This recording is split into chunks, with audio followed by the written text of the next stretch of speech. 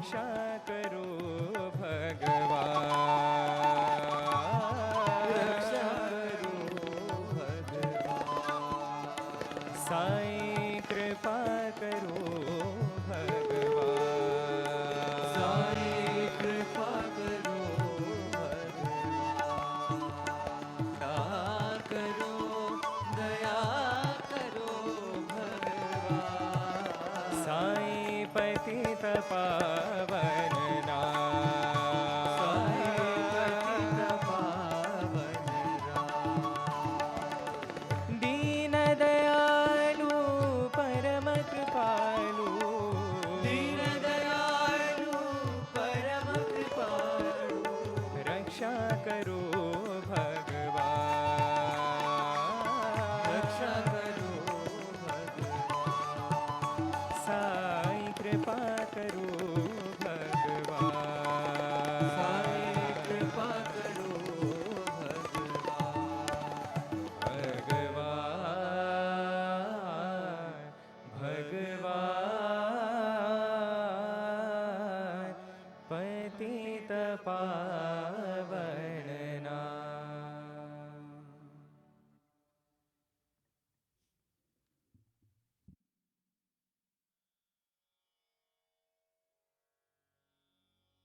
ॐ श्री परमात्मने नमः। अथ प्रथमोऽध्यायः।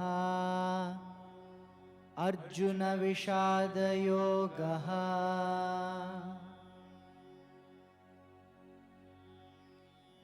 अर्जुन उवाच दृष्ट्वेमं स्वजनं कृष्ण युयुत्सुं समुपस्थितम्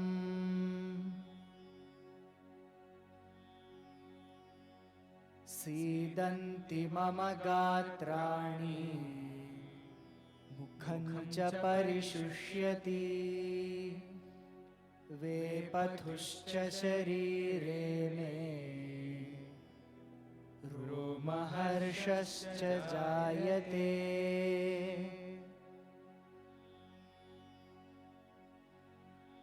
गाण्डीवं स्रंसते हस्तात् त्वच्चैव परिदह्यते न च शक्नोम्यवस्थातुं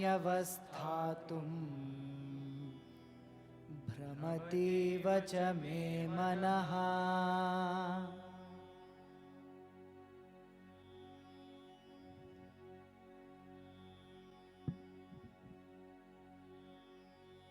निमित्तानि च पश्यामि निमित्तानि च पश्यामि विपरीतानि केशव विपरीतानि केशव न च श्रेयोनुपश्यामि न च श्रेयोनुपश्यामि हत्वा स्वजनमाहवे हत्वा स्वजनमाहवे निमित्तानि च पश्यामि निमित्तानि च पश्यामि विपरीतानि केशव विपरीतानि केशव न च श्रेयोनुपश्यामि न च श्रेयोनुपश्यामि हत्वा स्वजनमाहवे हत्वा स्वजनमाहवे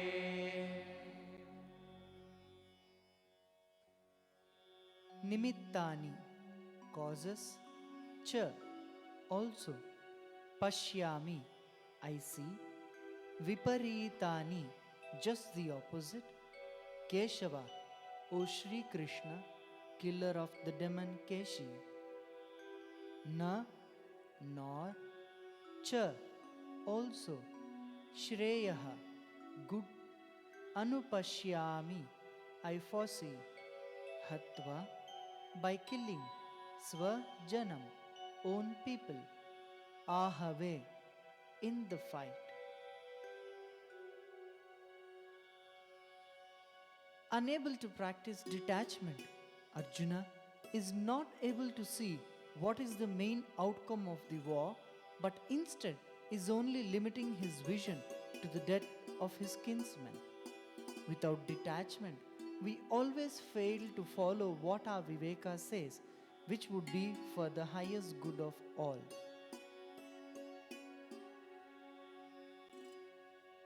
O Krishna, I only see misfortune that is caused due to this war. I do not see how anything auspicious can arise from killing my own kinsmen in battle.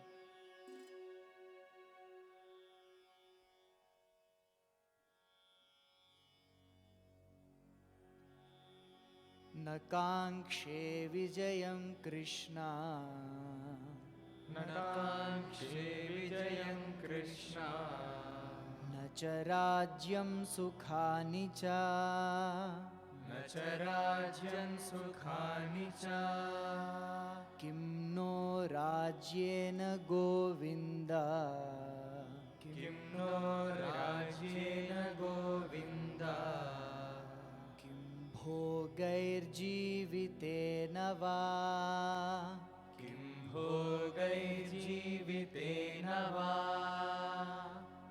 न काङ्क्षे विजयं कृष्ण न काङ्क्षे विजयं कृष्ण न च राज्यं सुखानि च न च राज्यं सुखानि च किं नो राज्येन गोविन्द किं नो राज्येन गोविन्द किं भोगैर्जीवितेन वा किं भोगैर्जीवितेन वा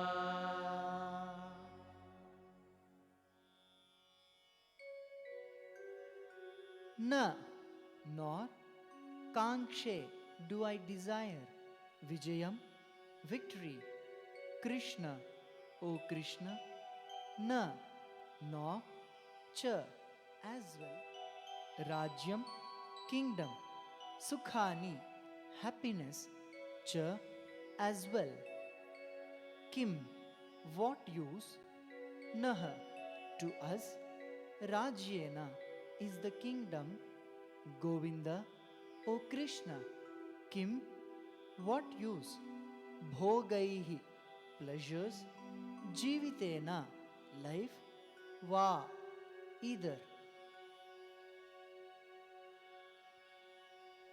Arjuna's false sense of attachment comes in the way of his doing his duty of a Kshatriya. He feels that it is of no use to enjoy material pleasures in life after killing his people on the battlefield. Here, he addresses Krishna as Govinda, the all-knowing one, the only one who can solve man's problems in life. O Govinda, I do not desire victory, the resulting kingdom, or even happiness. Of what use to us is this kingdom, enjoyments, or even life itself?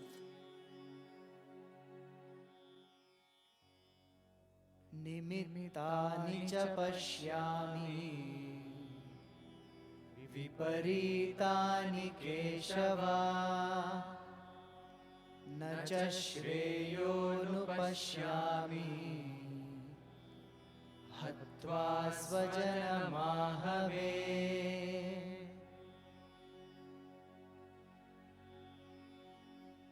Nimittani cha pashyami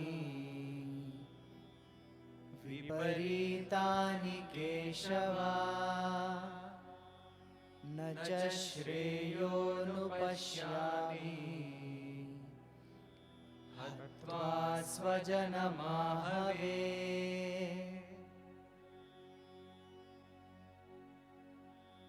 न काङ्क्षे विजयं कृष्ण न च च राज्यं सुखानि च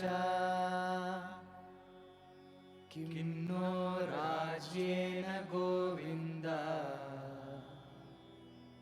किं भोगैर्जीवितेन वा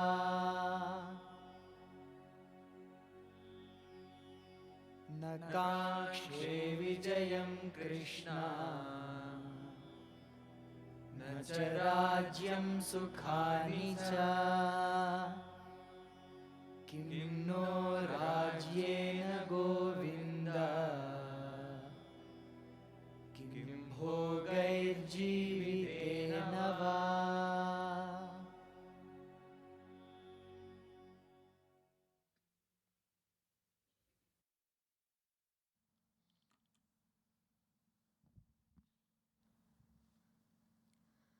Om Shri Sai Ram. Offering our collective prayers and salutations at the lotus feet of our most beloved Sadguru, respected elders, esteemed guests, staff, students, brothers and sisters, Sai Ram. This morning, Swami visited the Vidyadeep section, which houses university boys students of the postgraduate and Vedic studies programs, and we have a brief recap of the divine visit. A Vedic procession welcomed Sadguru, and as he entered, there was an exhibition displayed by students of the BA Vedic Studies, which was titled A Time Travel to the Vedic Age. Models on Vedic knowledge from the Vedas, Mahavakyas, the Upanishads, and the works of Sri Adi Shankaracharya were showcased. After a couple of bhajans, the program commenced with invocation. Students chanted verses from the Mundaka Upanishad. Dr. Shrikanta Murthy, the Vice Chancellor of the university, welcomed everyone and elicited on the uniqueness of our university because alongside science and art streams, it also offers a program in Vedic studies. Thereafter, 5 students spoke in Sanskrit and addressed the gathering, and all of them shared their insights and learnings from the course. They expressed their gratitude to Swami for enabling them to learn all that they are learning through this course. A short video was screened that captured glimpses of how the senior students of the university are teaching Vedam to their younger brothers at the Gurukulam. Shri B.N. Narsamurthy sir congratulated all the students for a commendable delivery of talks in Sanskrit. Sadguru too reiterated the fact that nowhere in the world, in no other university, can we see this synthesis of the old and the new. While embracing modern technology, ancient wisdom of the Vedas is also taught. Swami assured them that for students, particularly of this program, both their iha and para would be taken care of. Not only are they gaining the highest knowledge for themselves, but because in the future there will be a great need and demand for knowers and scholars, their material comforts will also be looked after. As the world is slowly realizing the importance of Sanskrit and our scriptures, Swami said this is the greatest seva these students will be offering to the whole world. Thereafter, Swami partook lunch with all the staff, students and guests, and after blessing everyone, he returned back to Premdeep. This evening, Swami has commanded 2 of the students who spoke earlier this morning to address us. Our first speaker is Lalit P. Joshi. Lalit had joined the Mudanhalli campus in his grade 6 and he's pursuing his 2nd year in BA Vedic Studies. Brother Lalit Joshi.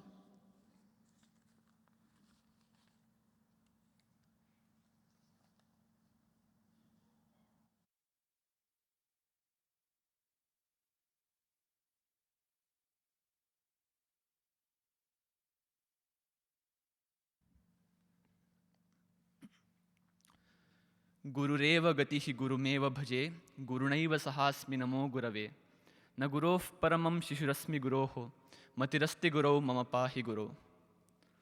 स्वामी चरणारविन्दयोः मम प्रणामान् समर्पयामि. सर्वेभ्यः नमस्कारः. आदौ अहं स्वामिभ्यः मम कृतज्ञतान् समर्पयामि. यैः मह्यम् एकः उत्तमः अवसरः कल्पितं. किमर्थम् इत्युक्ते स्वामिनाम् अनुग्रहेण एव अद्य अहं BSc त्यक्त्वा वेदिक् स्टडीस् कोर्स् मध्ये आनन्देन अध्ययनं कुर्वन् अस्मि। आनन्देन अध्ययनार्थम् एकः अवसरः प्राप्तः, अतः पुनः स्वामिभ्यः मम प्रणामान् समर्पयामि। जीवने दिनद्वयम् एव मुख्यः भवति। प्रथमः यदा वयं मानवरूपेण जन्म लभामहे, अपरञ्च यदा वयं जीवनस्य लक्ष्यं निश्चिनुमहे। प्रथमा तु सर्वेपि सुलभतया प्राप्यन्ते, किन्तु द्वितीया मुख्यतया दुष्करा एव। अस्माकं ग्रन्थेषु बहु स्पष्टरूपेण उक्तमस्ति, जीवनस्य लक्ष्यं मुक्तिः वा मोक्षः एव इति। किन्तु बहवः किमर्थं सः मोक्षः प्राप्तव्यः, कथं च कुत्र प्राप्तव्यः इति न जानन्ति। वयं सर्वेपि स्वामिनाम् अनुग्रहेण आशीर्वादेन च पराविद्याशिबिरकाले ज्ञातवन्तः। जीवनस्य लक्ष्यं ज्ञात्वा तं प्राप्तुं यदपेक्षितं तत् करणीयम्। अतः अहं चिन्तितवान्, यदि अहं सर्वदापि इमाम् आध्यात्मविद्याम् एव पठामि तर्हि कथं भवति इति। तदा स्वामिनः वेदिक् स्टडीस् कोर्स् आरब्धवन्तः। अहं बहु सन्तुष्टः जातः। अतः अद्य अत्र मम अध्ययनं कुर्वन् अस्मि। अस्मिन् मार्गे एव गन्तव्यं मोक्षप्राप्त्यर्थं। कठोपनिषदि क्षुरस्य धारा निशिता दुरत्यया दुर्गं पतस्तत् कवयो वदन्ति इत्युक्तमस्ति। इत्युक्ते मार्गे अस्मिन् केचन क्लेशाः भवन्ति, अतः कस्यापि साहाय्यम् अपेक्षितः।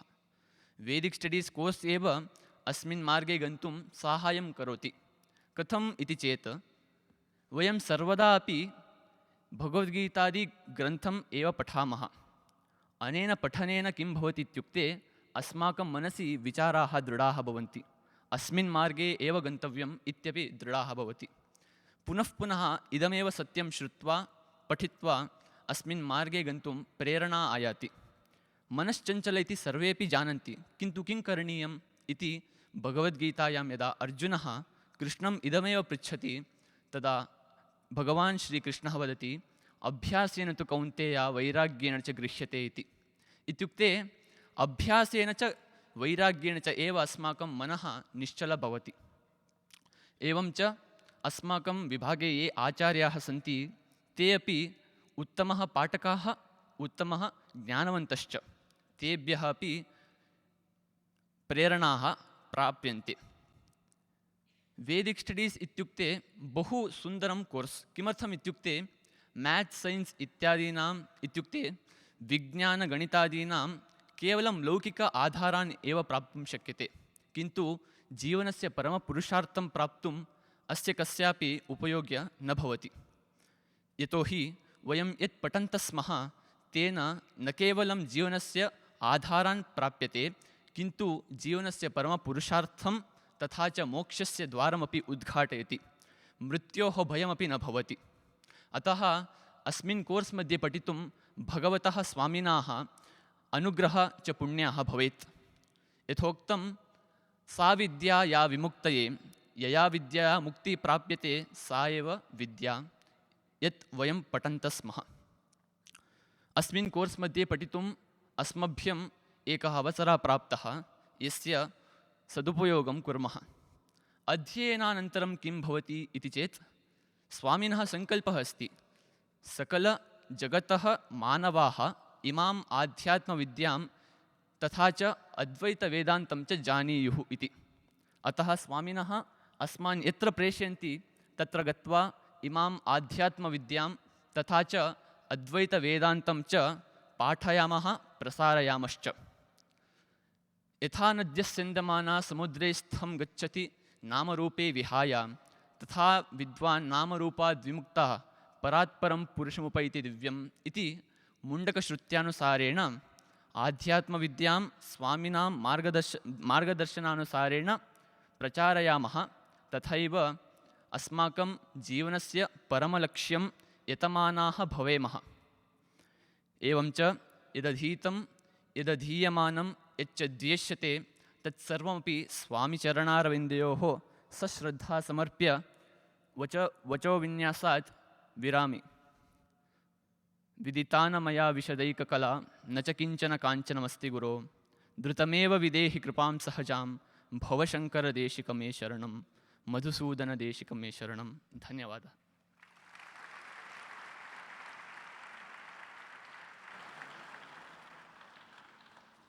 A brief summary of the talk. Lalit began by expressing his gratitude for the opportunity to study this course and how this course is today helping him on the spiritual path.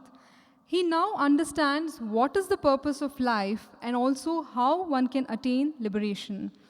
By constantly studying the Bhagavad Gita, he is able to draw inspiration and also apply the same in his everyday life.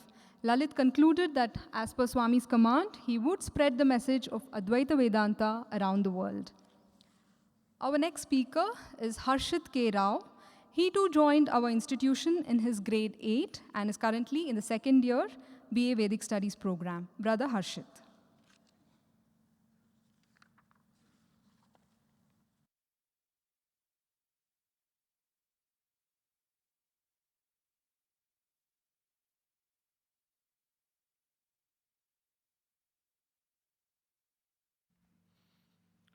ब्रह्मज्ञानां समादित्य जीवने स्थापयत्यपि सर्ववेदान्तवेत्तारं सायिनं तं नमाम्यहं। सद्गुरुचरणारविन्दपादुकाभ्यां नमः। नमः सभाभ्यः सभापतिभ्यश्च। आदौ स्वामिभ्यां कृतज्ञतां समर्पयामि। अहं ब्राह्मणकुले जन्म प्राप्तवान्, किन्तु मम परिसरः कथम् आसीत् इत्युक्ते मम पितुः कृते वेदाध्ययनं वा शास्त्रस्य कृते श्रद्धा वा वेदपारायणं वा एतत् सर्वं न रोचते एव, किन्तु मम कृते इदं सर्वम् अत्यन्तं प्रीतिपात्रं। किमर्थम् इत्युक्ते मम उपनयनकाले एकः पण्डितः आगतः। सः शङ्करस्य चित्रं दृष्ट्वा सः अस्माकं गुरुः इति उक्तवान्। तदनन्तरम् अहं शङ्करस्य जीवनं, तस्य साधनम्, आध्यात्ममार्गे तस्य साधनं, सनातनधर्मस्य कृते तस्य श्रद्धा एतत् सर्वं पठितवान्। तदा अहम् एकं प्रतिज्ञां स्वीकृतवान्। अहं किमपि भवामि चेत् शङ्करवत् भवामि इति। यदा स्वामिः उक्तवान् अहम् अस्माकं विश्वविद्यालये यूनिवर्सिटी मध्ये वेदिक् स्टडीस् इति कोर्स् आरम्भं करोमि इति, तदा मम कृते अत्यन्तं सन्तोषः जातः। एतद् विषयं मम पितरौ कृते अहम् उक्तवान्, किन्तु तेभ्यः न इति उक्तवन्तः। तदा रागरञ्जनी सेशन्स् आसीत्। अहम् एतत् सर्वं स्वामिनां कृते विलिख्य दत्तवान्, किन्तु सः किमपि न उक्तवान्। एतत् सर्वं सः पठितवान्, किन्तु किमपि न उक्तवान्। तदनन्तरम् अस्माकम् आचार्याः, माता पिता च सम्भाषणं कृतवन्तः। तदानीं तेभ्यः अङ्गीकृतवन्तः। एतत् विषयमपि अहं विलिख्य स्वामिनां कृते दत्तवान्। सः पठितवान्, किन्तु किमपि न उक्तवान्। मम कृते अत्यन्तं दुःखः जातः तदानीं, तदापि सः किमपि न उक्तवान्। इदानीं मम कृते अत्यन्तं सन्तोषः जातः, किन्तु सः किमपि न उक्तवान्। तदनन्तरम् एकदा एतद् घटनं स्वीकृत्य स्वामिः मम कृते वेदान्तस्य अत्यन्तम् उत्कृष्टं श्रेष्ठकरं पाठं पाठितवान्। एतत् किम् इत्युक्ते, अहं कर्ता न, अहं भोक्ता अपि न, अहं साक्षिभूतः इति। वेदान्तज्ञानम् अनुभवरूपेण तस्य प्रचारम् इदम् अत्यन्तं दुर्लभम्। अहं वेदान्तस्य वा सनातनधर्मस्य वा प्रचारं करोति चेत् मम योगक्षेमः कः करोति, अस्माकं कुटुम्बस्य योगक्षेमः कः करोति इति प्रश्नम् आगच्छति। किन्तु तत् विषये चिन्ता मास्तु। किमर्थम् इत्युक्ते भगवद्गीतायां श्रीकृष्णः वदति, अनन्याश्चिन्तयन्तो मा ये जना पर्युपासते तेषां नित्याभियुक्तायां योगक्षेमं वहाम्यहम् इति। ये जनाः मां सर्वदा स्मरति तेषां योगक्षेमम् अहं वहामि इति। श्रीकृष्णः पुनः वदति, धर्मसंस्थापनार्थाय सम्भवामि युगे युगे इति। सनातनधर्मस्य स्थापनार्थं, सनातनधर्मस्य पोषणार्थं, सनातनधर्मस्य संरक्षणार्थम् अहं प्रतियुगे सम्भवामि इति। वयं सर्वेपि एतत् कार्यम् एव कुर्वन्तः सन्ति। तत् विषये अस्माकं योगक्षेमं विषये, अस्माकं कुटुम्बस्य योगक्षेमविषये न चिन्तनीयं। सः एव अस्माकं योगक्षेमम्, अस्माकं कुटुम्बस्य योगक्षेमं करोति। किन्तु अस्माकं कृते यत् प्राप्तं ब्रह्मविदः महापुरुषः सद्गुरोः आश्रयः अथवा अनुग्रहः एतत् अत्यन्तं दुर्लभम्। अत एव आदिशङ्कराचार्यः विवेकचूडामणिग्रन्थे आरम्भे एवम् उक्तवान्, दुर्लभं त्रयमेवैतद् देवानुग्रहेतुकं मनुष्यत्वं मुमुक्षुत्वं महापुरुषसंश्रयः इति।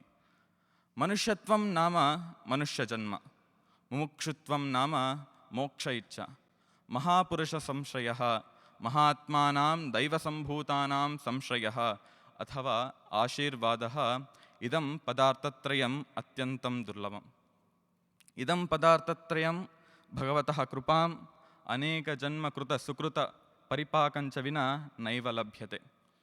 मनुष्यजन्म प्राप्तवस्य पुरुषः भगवतः कृपां मोक्ष इच्छा सम्प्राप्तस्यापि मोक्षमार्ग उपदेष्टुः सद्गुरोः आश्रयः अथवा लाभः सुलभतया न स्यात्। मोक्षप्राप्यार्थं ब्रह्मज्ञानमवाप्तव्यं, ब्रह्मज्ञानमवाप्यर्थं ब्रह्मविचारः कर्तव्यः। तादृशब्रह्मविचारः फलेगृहिर्भवति। किन्तु ब्रह्मविचारः गुरुमन्तरकर्तुं नैव शक्यते। ब्रह्मविचारार्थं ब्रह्मनिष्ठः सद्गुरुः अस्माभिः आश्रयनीयः एव। अत एव श्रुतिः कथयति, परीक्षलोकान् कर्मचितान् ब्राह्मणो निर्वेदमायान् कृतेन तद्विज्ञार्थं सगुरुमेवाभिगच्छेत् समित्पाणिः श्रोत्रियं ब्रह्मनिष्ठां। स्मृतिरपि कथयति, तद्विद्धिः प्रणिपातेन परिप्रश्नेन सेवया उपदेक्षन्ति ते ज्ञानं ज्ञानिनः तत्त्वदर्शिनः इति। किन्तु महापुरुषसंश्रयः महात्मानां दैवसम्भूतानां संश्रयः दुर्लभाणां दुर्लभः। कः महापुरुषः, को नाम महापुरुषः इति प्रश्ने अस्माकं शास्त्रे उत्तरमस्ति। महापुरुषस्य सद्गुरोः लक्षणानि शास्त्रे अभिहितानि। मातृतः पितृतः शुद्धः, शुद्धभावो जितेन्द्रियः, सर्वागमानान् सारज्ञः, सर्वशास्त्रार्थतत्त्ववित् इत्यादिगुणसम्पन्नाः इति। तत्र द्वितीयं लक्षणं वर्तते शुद्धभावः इति। शुद्धभावः नाम किं? शुद्धभावः नाम यः मनसा परस्य हितमेव चिन्तयति, वाचा परस्य हितमेव उपदिशति, कायेन च परस्य हितमेव करोति, सः शुद्धभावः इति। तदेव मुण्डकोपनिषदि उक्तं, ब्रह्मविदां वरिष्ठः क्रियावानेश ब्रह्मविदां वरिष्ठः इति। सः कायेन परस्य हितमेव सर्वदा करोति, अत एव परोपकारनिरतः इत्युक्तम्। एतादृश उक्तलक्षणलक्षिताः सद्गुरुः वयं सर्वेपि अत्र द्रष्टुं शक्यते। अस्माकं कृते यत् प्राप्तम् एतत् सर्वम् अत्यन्तं दुर्लभाणां दुर्लभं। स्वामिनां मार्गानुसारेण वयम् उत्तमं मार्गं प्राप्तुं यत्नं कुर्मः, आध्यात्ममार्गं च अनुसरामः इत्युक्त्वा अहं विरमामि। सद्गुरुचरणारविन्दपादुका।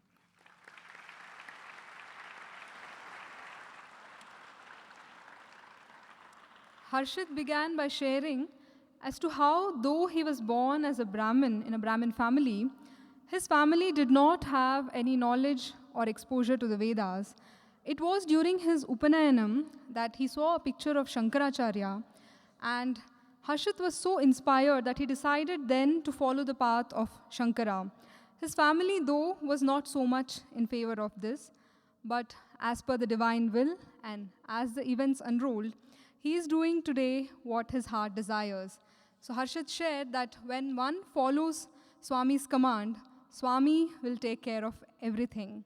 He also spoke of how we are all blessed with the three greatest boons of Manushvatvam, of human birth, Mumukshatvam, the desire for liberation, and Mahapurusha Samshraya, the company of a master as our Sadguru, and how we must all utilize this most blessed opportunity.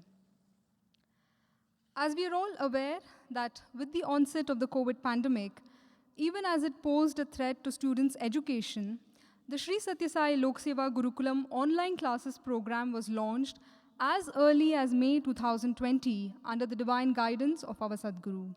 Till date, more than 1600 video lessons have been uploaded to the YouTube channel, and it is availed today totally free of cost to anyone who needs it.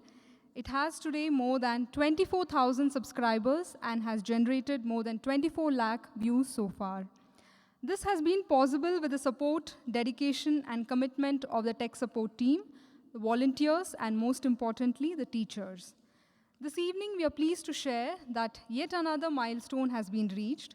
One of our senior teachers, Sri M. Ramamurthy sir, has recorded 200 videos of online classes in science and mathematics subjects for grades 9 and 10. An individual who has dedicated his life to educating students to this day remains extremely passionate about teaching. May we request Sri M. Ramamurthy sir to come forward and receive Sadhguru's blessings.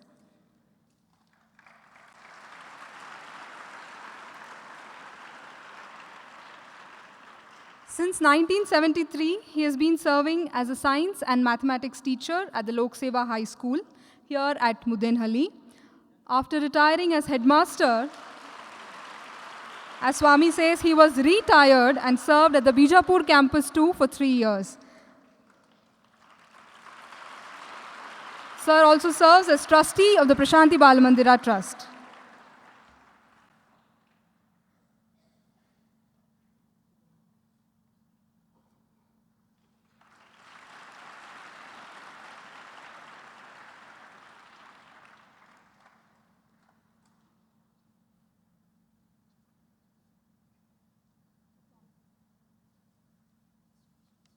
May we now request Shri B. N. Narasimhamurthy sir to address all of us this evening. Sai Ram.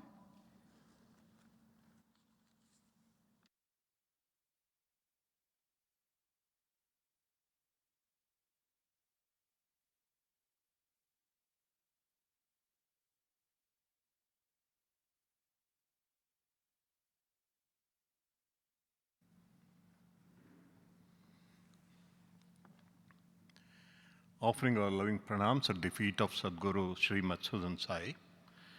Very dear brothers and sisters and students, boys and girls. At the outset, I would like to congratulate the students, all the students currently studying in Sri Sathya Sai University for Human Excellence in the BA Vedic Studies course. It's an absolutely unique course in the sense, in the 3 years of their graduation, they will come to learn about the basic knowledge of the Vedas, both on the spiritual side and also on the material side. This morning, the students and the teachers, they put up an exhibition which is highly instructive, and Swami has permitted it to be preserved, not only preserved, to be made into a mobile exhibition on a bus so that all our students will see all the campuses, in all campuses. Not only that, students of any school, anywhere in Karnataka or all over India should see this exhibition. And going through the few exhibits which are there, one will get an introduction to the glorious Indian Vedic literature. It was Sir John Woodroffe, the British Orientalist, who said, an examination of the Indian Vedic doctrines shows that they are absolutely in tune with the latest advanced knowledge of the West in science and also philosophy. This is what he said. At the outset, it looks like that he is trying to validate the Vedic knowledge by comparing it with the Western knowledge in science and philosophy. But actually, Vedic knowledge does not require any validation by anybody. What he really communicates is that what the modern science and modern thinkers and philosophers in the West are discovering today The ancient Indians knew it thousands of years ago. That's a subtle statement which is made there. And everyone born in this country should really be proud of it. And this particular course is very unique to our university, and the university has become unique because of this course, because a course in Vedic studies is generally confined to Sanskrit universities or Vedic universities, which are a very small number even in our own country. But ours being a general university which teaches sciences and humanities, including this Vedic studies as a course, is absolutely unique for a general university. From that point of view, Sri Sathya Sai University for Human Excellence has definitely done great service to the nation by introducing to students the greatest treasure of our country, that is the knowledge of the Vedas and the Upanishads. Also, you have heard very fluent and confident talks by two of our students, Vedic studies students, Lalit and Harshit. They have spoken to us, and we can see the confidence. More than the confidence, we can see a sense of pride in them. How did they get it? Here I would like to confess, as one of the first wardens of Sri Sathya Sai Institute of Higher Learning at Prashantinilayam, we tried to introduce a course in Sanskrit literature, philosophy, and English literature in BA. We had to close down because there were no takers, no students joined. And here we already, first batch had more than nearly 20 students, 20 boys and 19 girls taking this course in first year BA. And second year, also this enthusiasm was continued. And all the credit should go to Sadhguru Sri Madhusudan Sai, because while introducing this course, he declared, Vedic studies is my department.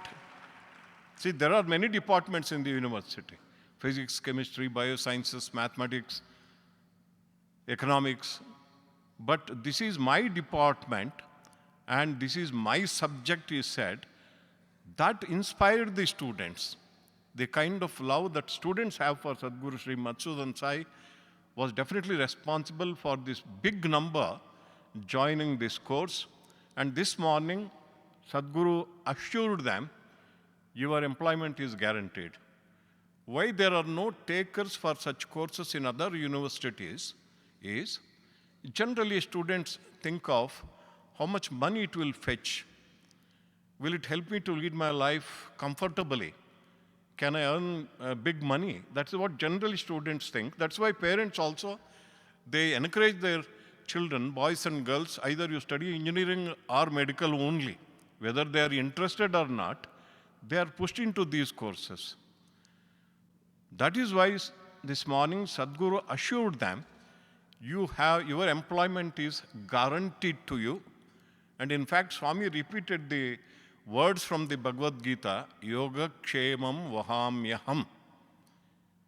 Because these students are not, they will not be just professors of philosophy, but they will become philosophers. Under the guidance of the Sadhguru, they can tread the path of spiritual practices and also attain the experience of the zenith of what is spoken of in the Upanishads. Na tatta chakshur gacchati, na vag gacchati, no manaha. Na vidmaha, na vijanimaha, tadaidat anusishyat, says the Kenopanishad. The teacher in the Kenopanishad says this. Talking about the divine experience, na tatra chakshur gacchati. You cannot see it with your eyes. Na vak. Neither words, you cannot explain it. No manaha. Your mind, you cannot comprehend it. And look at the humility of the great sages of the Vedas. Na vidmaha. We don't understand it. We don't know it. Na vijanimaha tataidat anushishyat. We really do not know how to communicate it to the teachers, communicate it to our students. And they further say, see, that is the glory of the Vedas and the Upanishads that they are apaurushyas. There is nobody, though there are names of about 400 rishis, 400 sages, 400 men, and 25 women who are the mantra drashtaras of these Vedic mantras, none of them ever claimed that he or she composed the mantra. What do they say? Anya devatat viditat ato avidadade iti shushuma purvesham yena tat vachachakshire. We have heard so from our purvajas, from our ancestors, from our gurus we have heard. The first of the sages in the Vedas say, the time of the Vedas in the history is a controversial issue. I'm not going to talk about it. But the earliest date, as given by the Western scholars itself, is about 4 to 5,000 years from, about 4 to 5,000 BC, before Christ. And the Indian scholars always contend it, and really nobody knows when actually. But first of the sages say that this is what we have heard, that humility, the great humility, is a very amazing quality. That is why they are blessed with the divine vision of these mantras. And also it is a very happy occasion that my colleague, Mr. Ramamurthy, he was a very, very popular teacher. When we started the school here way back in 1973, since then he has been a teacher here. He was a very young boy, like I was also very young at that point of time. And very popular teacher in science and mathematics. Students would look forward to his classes. And the first time, those days in 1976, our first batch of 10th class students, they hit the headlines because that time there was a combined district of Kolar and Chikballapur called Kolar district. And we got first time in the history of Kolar district 100% results in the 10th examinations, and that came out as headlines. And Mr. Ramamurthy is one of those very dedicated teachers who was responsible for this, and he continues to teach. He continues to teach because he continues to learn.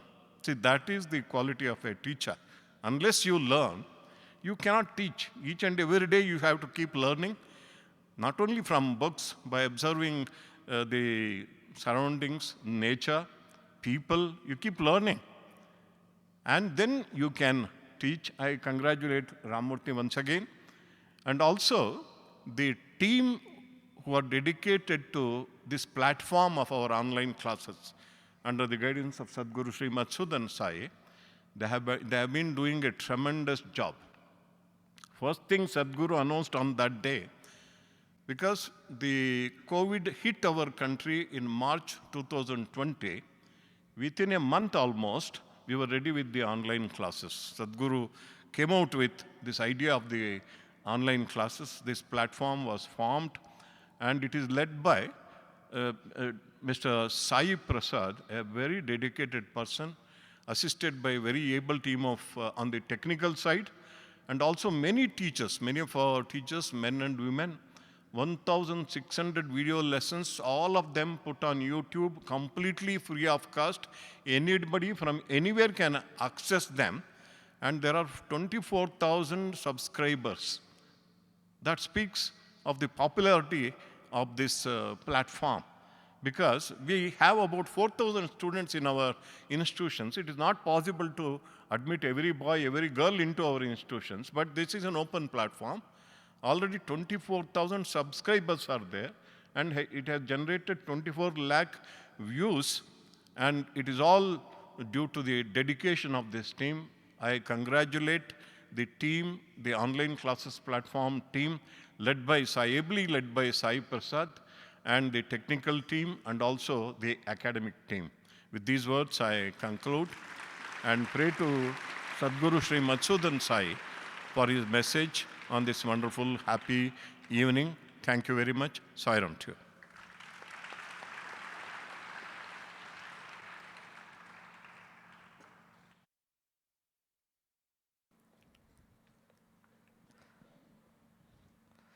न कर्मणा न प्रजया धनेन त्यागे नैके amrutatvamanashuhu, say our scriptures. Na karmana, just by performing ordinary actions for one's own selfish sake, one cannot attain that. Dhanena, by acquiring wealth for one's own pleasure, one cannot attain that truth. Na prajaya, by having children, grandchildren, great grandchildren, and leaving a lineage behind you, you don't become immortal. Tyage naike amrutatva manashuhu. That immortality comes to the one who sacrifices. So clearly it is mentioned. People try to become immortal. Kings want to be immortal. They build huge tombs, and after their death or before that they build huge palaces and forts, expand their kingdom, etch their name on rocks, and do all kinds of things to remain in the memory of the society. But alas, they don't. They think their children, grandchildren will carry forward their legacy and they will be remembered forever by the people of the world. Unfortunately, it does not happen. How many of us remember our great-great-great-grandfather's name for that matter? We don't. Dhanena, by acquiring lot of wealth, one has not become immortal. People have become rich, become rulers, had great kingdoms, but they all are no more. Only those who have lived a life of sacrifice, they are remembered even today, whether they are related to you by blood, whether they have monuments in their name or not, whether they have great family lineage or not, it does not matter. They are remembered because they have become immortal due to their sacrifice, what they have done for others. That Tyaga is what I saw today when our Ramamurti came to actually pay his gratitude and seek blessings in return. I told him, see Ramamurti ji, you may or may not remain forever, but these videos will remain on the YouTube forever. You have become immortal today. Even 100 years down the line, when a student of basic maths or basic science, searches the web to look for some free education, which is only becoming a rare thing now, they will chance upon the videos of Sri Ramamurti. Ramamurti is not their father, grandfather or great-grandfather, yet they'll remember. There is one teacher whose videos are very nice. Let us see that. So you have become immortal in this very act of sacrifice. What greater example, proof do we need? This is immortality. This is what has been talked about by our ancients, that how we can attain it through sacrifice, and sacrifice alone, tyage naike, alone, by sacrifice alone, no other way. So all those who do good to others, good to the world, selflessly, they become immortal in the memory of the world. And of course, by this very act of sacrifice, they also attain the highest wisdom, highest knowledge, and thereby redeem themselves. So that is our path. Our mission is about becoming immortal. How? In the world, becoming immortal by leaving behind the footprints of love and service in the sands of time, so that others would see that, they will get inspired, they'll follow, and they will also attain immortality. That's on the world side. On the spiritual side, on the individual side, how do you become immortal? By constantly living in that selfless thought, that selfless feeling, which will purify our minds, and thereby the Brahman or the divinity will reveal itself. It reveals itself. It cannot be attained by any effort. It reveals itself to those who are deserving. Yamaivesha vrudate tena labhya tasyaisha atma vivrudate tanusam. It reveals itself to the one who seeks it single-mindedly, unselfishly. That person gets it. So what is our mission? On one side, it is to become immortal in the world by doing service, selfless service and sacrifice for the sake of others, and becoming immortal in the true sense of immortality by attaining that highest truth which will reveal to us on its own because we deserve it. So this is the way we must take our work forward. This is the way we should take our mission forward. This is what I mean by saying Sai mission is my mission. I'm so glad that the transformation this university, the education system has undergone in the last 2 years, every risk that we took is paying off rich dividends today. We moved over from Karnataka board or CBSE board into the National Institute of Open Schooling. It was a risky move for 50 years of established schools to change over from one system to the other. There were risks, there were apprehensions, but with pure intentions to make this education more enjoyable to the students, more flexible, more relatable, more practical. This was done, and it is really, today I can see the results from there. Some of them, like this Lalit, changed from BSc mathematics to Vedic studies. I'm sure had he continued in BSc mathematics and not studied Vedic studies, we would have ended up with a bad mathematician and lost a good Vedic Vedantin. But today it is not to be so. We are going to get a good philosopher, and we have avoided a bad mathematician, because we provided this new opportunity for the student to learn and grow. There are musicians over here. They cannot thank me enough for starting the course in performing arts. Because every day of studying a science or humanities subject was a burden to them. They would drag their feet to the classes. And they will not be happy themselves because they don't like it. And imagine the plight of the teacher, who sincerely is trying to teach them something, but nothing is going inside, because they are not interested in it. But today, performing arts allows you to learn what you like. You can learn Hindustani, you can learn Carnatic music, you can learn dance. And I've been just a while, day or two before, I went to Chennai, where Kalakshetra Foundation was celebrating its annual festival of 10 days. And some of our students, the girl students who are learning Bharatanatyam, they all were there. They stayed there for 10 days as a workshop and learned. And the founder, the director of Kalakshetra, Dr. Revati, was telling me that your children are so sincere. Within 2 visits, I can see the difference. And I can't find the difference between our students and your students. That kind of, that's how they've imbibed the knowledge. They're so hungry, they're so sincere, they're so keen on absorbing all that they're observing in our Kalakshetra.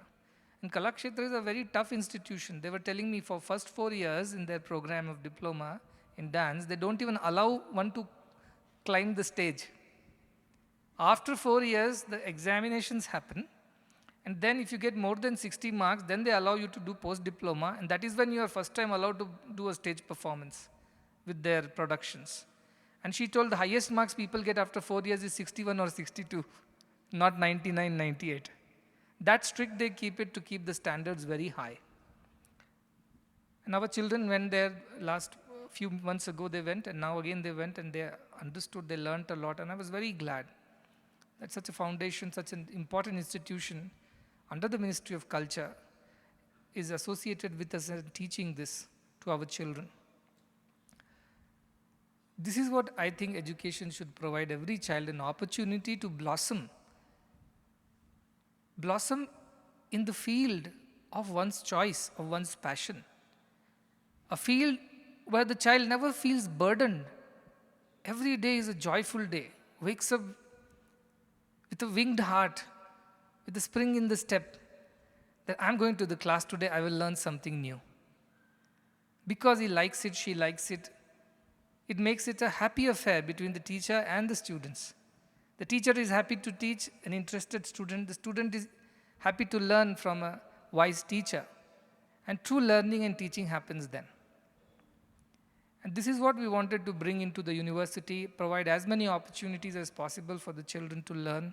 Some more courses will be added in due course, like physical education and things like that. And now the biggest, next big move is to provide even medical education.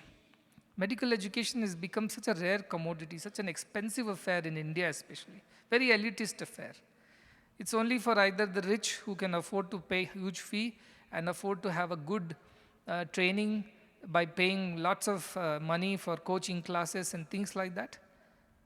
It's not for the poor and the rural who have no access to internet or a tab or a private education. It's not for them. It becomes very difficult for them to even get into that. But most of the India lives in rural geographies. However, we have no rural doctors because all the doctors are urban.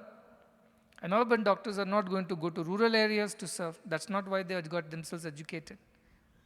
Their promotion is to go abroad after finishing their degree.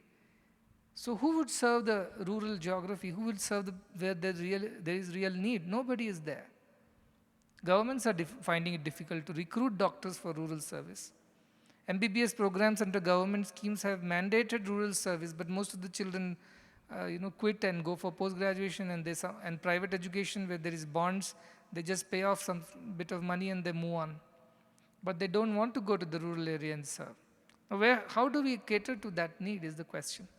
So the next big thought under the university is to start our own medical institution where children can be given free medical education. They can come from rural, from the poor area. They will get training, coaching, to write exams, to pass, to gain a seat, and then to study and train themselves into good doctors and medical professionals. That's the next big phase of the mission. And what gives me the confidence to move ahead is because today when I look at the university and the way it is shaping up, I feel so confident that this university will be looked after, it will grow on its own now. It has got very good leaders, teachers, and most importantly, very good students.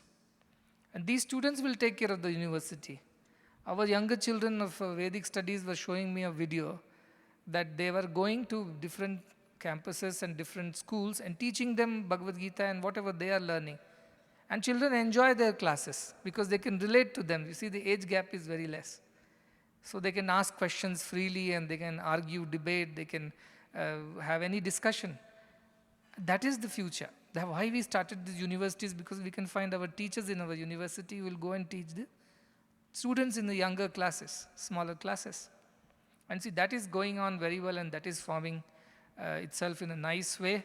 And this Vedic studies and the way these students presented themselves today, it really gave me a lot of confidence that anything done with pure intentions, with noble intentions, is bound to succeed.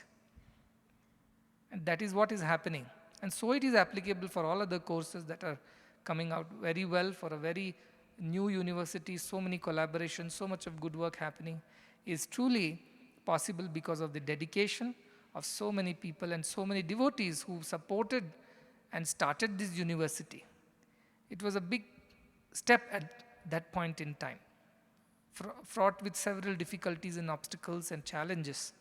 But yet it happened, and it is shaping so well. And I can definitely, with confidence, I can say that this is it will turn out to be one of the best universities in the world in times to come, not simply because it has got very star rated based on the rating agencies, but simply because the kind of men and women it will produce, the quality of men and women it will produce who will make a big difference to the society. For that reason, it will become the best university in the world, because it will truly fulfill the very purpose of why a university should be formed in the first place, to create men and women of great character and service-mindedness.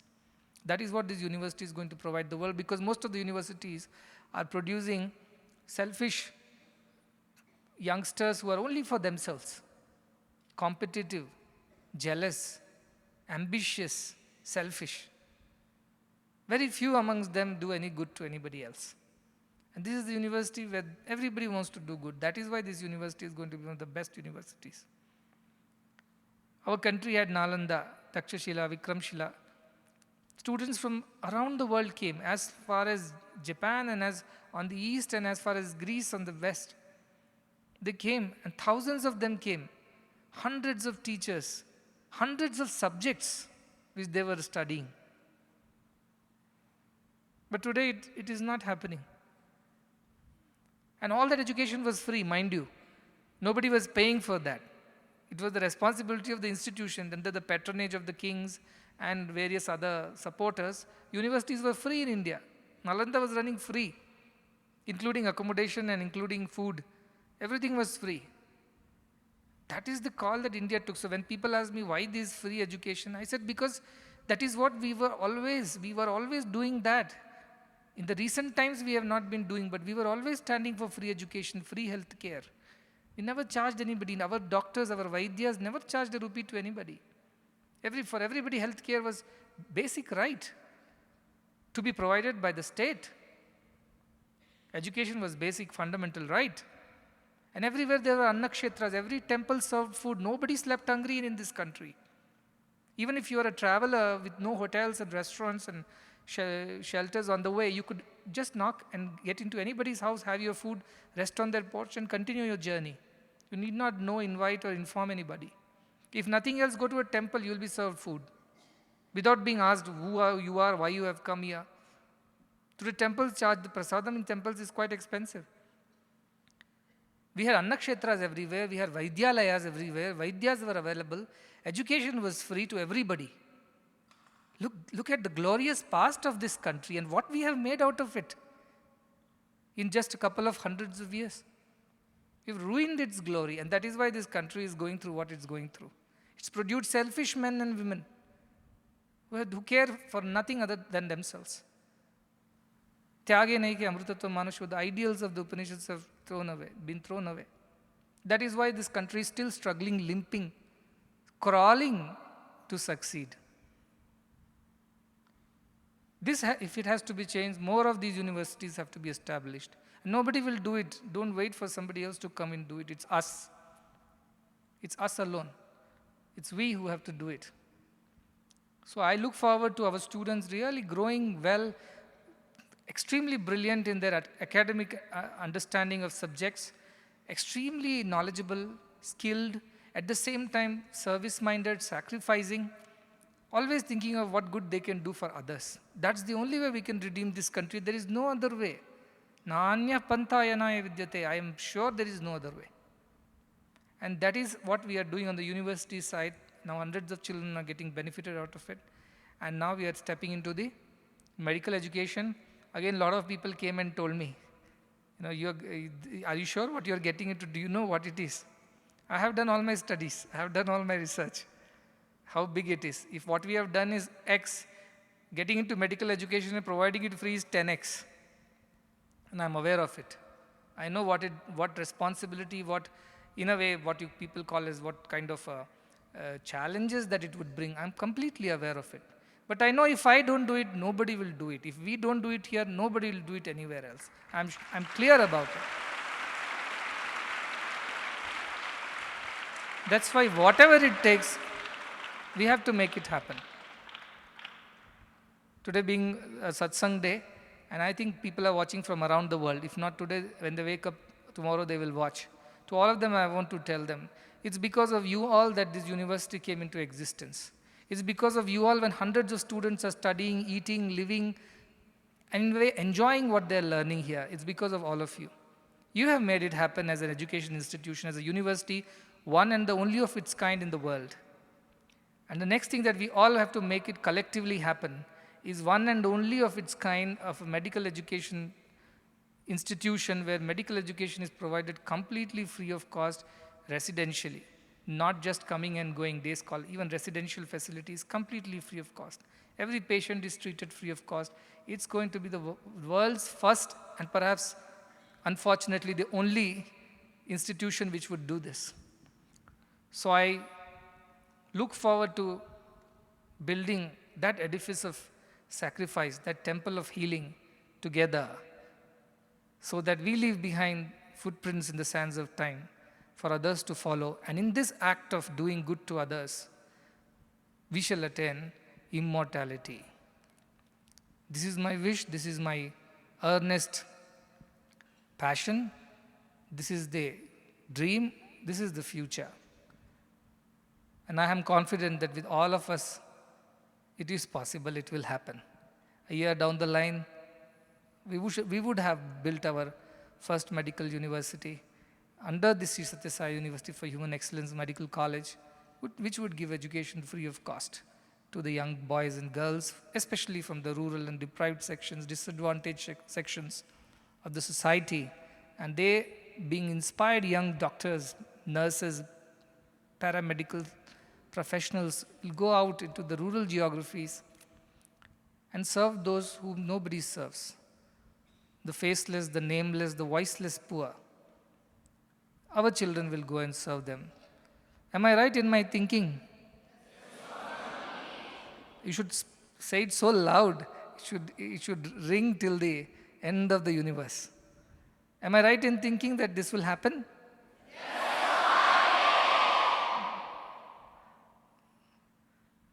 I'm very happy. Very happy. You are with me and I am with you, and that's enough for us. We don't need anything else.